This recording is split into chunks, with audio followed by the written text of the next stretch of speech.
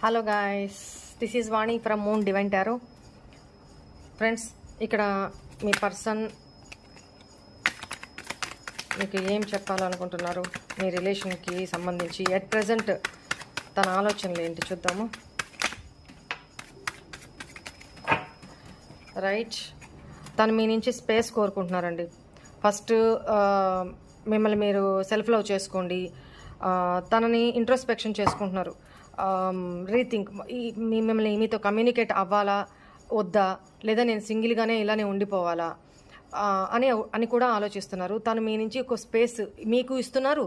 మిమ్మల్ని మీరు హీల్ చేసుకోవడానికి మేబీ మీ ఇద్దరి మధ్య బ్రేకప్ జరుగుంటే, నో కాంటాక్ట్ సిచ్యువేషన్లో ఉంటే, ఈ పర్సను మీ నుంచి స్పేస్ కోరుకుంటున్నారు, టైం కోరుకుంటున్నారు, కొంచెం సమయం కోరుకుంటున్నారు.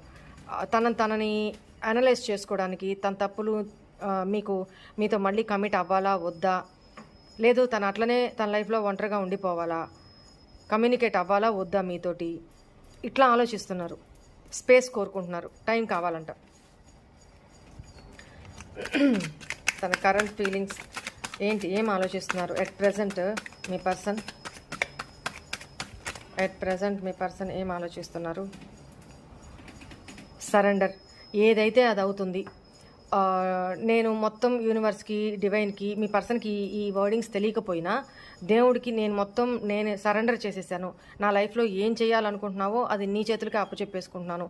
నేనేం డెసిషన్ తీసుకునే సిచ్యువేషన్లో లేను. నాకేం ఆలోచన రావట్లేదు. నేను ముందుకెళ్ళాలా, పర్సన్తో కమ్యూనికేట్ అవ్వాలా, లేకపోతే తన కమిట్మెంట్ ఇవ్వాలా, లేదా నేను ఇట్లనే ఒంటరిగా ఉండిపోయి నేను కెరీర్ పరంగా, లేకపోతే నా లైఫ్లో అదర్ చాయిస్ పరంగా, లేకపోతే ఏ డెసిషన్ తీసుకోవాలో నాకు అర్థం కావట్లేదు. సో నేను మొత్తం మీకే సరెండర్ చేసేసాను అని చెప్పేసి చెప్తున్నారు.